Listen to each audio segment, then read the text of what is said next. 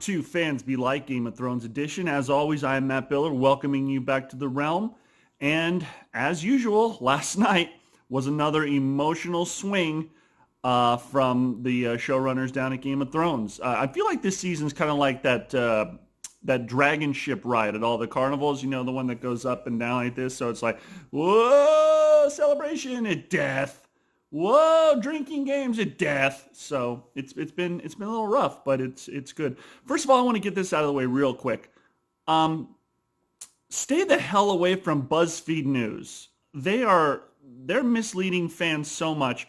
I read an article this morning saying last night's episode was the worst Game of Thrones episode in history. Bite my bag, all right? Last night's episode was awesome. Yeah, it was definitely more of a chess game episode, a little bit more moving the pieces around and stuff like that. But my viewing party was having a great time. It was probably one of the funniest episodes of Game of Thrones ever, well, at least the first half. We pick up with the aftermath of the Battle of Winterfell, and our heroes are setting the dead ablaze, the valiant dead who died, Jorah Mormont, Dolorous Edd, Beric Dondarrion. I think even the Night King was there too. I saw Arya with a bag of ice walking down the halls. And she's going to need that bag of ice because, dude, Winterfell throws the biggest fucking kegger that night, man. So we'll get to that. But they light the pyres. Jon Snow comes out and says some absolutely beautiful words, which is not so much as a eulogy, but a call to arms. Like, these guys died defending us, and we're gonna kick ass and take names, for them, which was really, really cool. And just the sight, it was a beautiful shot, which was well lit, by the way. There were no cinematography problems last night. You could see everything. You whining fucking... Okay, so the pyres are built of, like, hundreds of people. They're these big, giant wooden blocks, and there must be, like, 35 of them. And the shot that establishes that it really gives you an idea of how many people died defending Winterfell and defending the living. And so it was kind of a tearful moment because we took a look at of the faces of the fallen one more time. And it was very, very sullen inside the Great Hall of Winterfell after that. All the survivors and everybody was inside, and they were feasting, but it was very quiet. And then Queen Daenerys Targaryen decides to make Gendry Lord Gendry Baratheon of Storm's End, which really got the party going. People seem to like that. They're like, yeah, this guy has paid his dues. He did fight valiantly. He did row for 2 fucking seasons and probably deserves a lordship. So Gendry gets his lordship. He gets basically naturalized. He's no longer Gendry Rivers. He's Gendry Baratheon. So that's an awesome moment. And people start to drink and loosen up a little bit. And they're like, dude, we just dusted the Night King and his whole army. Chug! So people start drinking. There's a lot of jokes and levity. It really almost feels like a Game of Thrones does American Pie. There's a lot of there's sex humor, and there's funny jokes, and there's little sort of double entendres and back and forths. There's a funny little sort of a triangle between Tormund, Brienne, and Jaime. You wonder which way it's going to swing. So there were a lot of laughs. One of the best parts was where Tormund watches Brienne go off with Jaime, and he's looking all pissed off, and you just see Tyrion with his cup pouring the rest of his wine into Tormund's drinking horn like it's going to be a long night, cat. So that was really cool. There were a lot of really great moments. It was a good episode. So yeah, there were some great relationships built. Brienne and Jaime got together. I mean, because frankly, they've loved each other. That road trip really solidified their love for each other, and they've both saved each other's lives at this point. There's a strong bond there. Plus, everybody is just schnockered. They are pissed drunk in Winterfell, and why not? There's definitely no threats on the horizon. But it's all great moments. It is. And once again, Game of Thrones is giving us great moments and final this and that's with the characters because I believe that the scythe is about to swing. And boy, does it ever. After some celebration and some talk, Daenerys actually begs Jon Snow. And she says this, I've never begged anybody before, but I want what's mine. I want the 7 kingdoms. I understand that you are the heir, but you swore fealty to me. Mad Queen vibes were rising, basically. Her reign is being threatened, and the secret that he is really Aegon Targaryen, the real heir to the Iron Throne, he tells his family because he has to.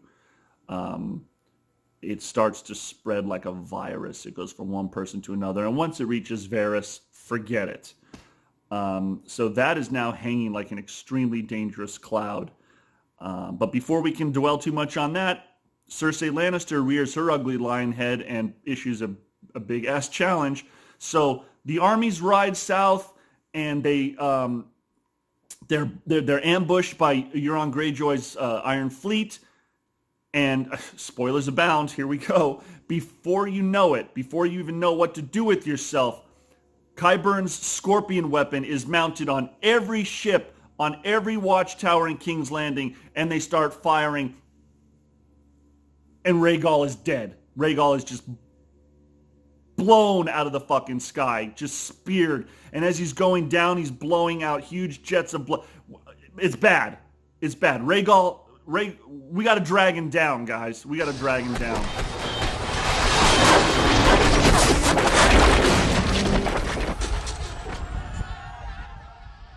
We got a Black Hawk down. We got a Black Hawk down. And that was really, really kind of shocking to see. And yeah, Daenerys' fleet didn't stand a chance against the more hardened edge of the Euron Greyjoy's seaborne fleet. And so we take a pretty bad shellacking real fast. Her fleet is decimated. The survivors make it onto the shores of King's Landing. And Grey Worm notices that Missandei is missing. And Missandei has been captured by Cersei and the Lannisters, and she's being held. So basically, Tyrion meets up with Cersei and kind of explains to her that peace would be better. You have terms, we have terms. Maybe we can find some. I got real Walking Dead vibes from where Rick Grimes was basically begging the governor not to kill Herschel. You know, we can coexist, we can live together, we can find a compromise, you can get what you want, we can get what we want, and this doesn't have to happen. But if you know Cersei Lannister, she walks over to Missandei, who's chained and up on top on the tower where she's been conversing, and says, if you have any final words, now's the time. And we know she's dead. We know she's dead. Now I thought because Missandei was with Daenerys for like a long time, and she was freed by her on Astapor, and afterwards when they moved to Meereen for a long time, Daenerys is known as Misa, which is the Meereen word for mother. So I really thought her last words to Daenerys were going to be, something like Misa and reach out, or maybe even say something to Grey Worm, something like, my love, or we'll reach those beaches together. Missandei knows she's going to die. She straightens up, puts her chest out, looks down at Daenerys and says, Dracarys, which, as we all know, means burn them all. Burn them all!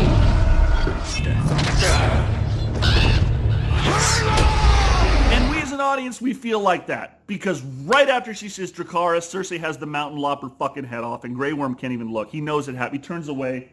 It's another amazing shot. They keep it out of focus in the background. You can see Missandei's head cut off and fall down, but the camera's tight on Grey Worm, who's turned away. He can't watch it. He's consumed with grief, as we all are. And the battle lines have officially been drawn. When it's a battle of wills, there can be no compromise. And when Daenerys turns around, she might as well have been possessed by Aerys Targaryen, the Mad King, because she has this look of, I'm going to fucking torch. She was so upset. So it is now game on. I mean, Game of Thrones did its thing last night. It was fantastic. It was great. In this episode entitled Barry Gordy's The Last Dragon, Kiss my Converse. We got so many different emotions to go through, and I'm loving that. I'm loving that we're just... Somebody online said the last half of this episode of Game of Thrones was like a full-on anxiety attack. And yeah, I could see that because you're so worried about things that are about to happen, may happen, and then do happen. So much goes on in that episode. I thought it was great. And I say, like, again, don't read freaking BuzzFeed because they're a buzzkill is what it is. Oh, it's the worst episode of Game of... Between the complaining about dark cinematography, the show not doing what they wanted to do, I am so goddamn sick of Monday morning armchair dwelling quarterbacks for this show. I'm over it. And I'm not even going to get into the thing where people are starting to bring race into the show. Game of Thrones is not racist. It's not sexist. It's realistic for its time. And the time is basically based off the Dark Ages and medieval times. And if you really want to get into it, it's a fantasy. But anyways, just enjoy the show for what it is. I know I am. My viewing parties have been extremely jovial. We're having a great time. I think the series is going well. And last night's episode was, there was some chess pieces moving around. There wasn't a whole lot going on. But come on, you're coming off of the Battle of Winterfell. How much more do you people want?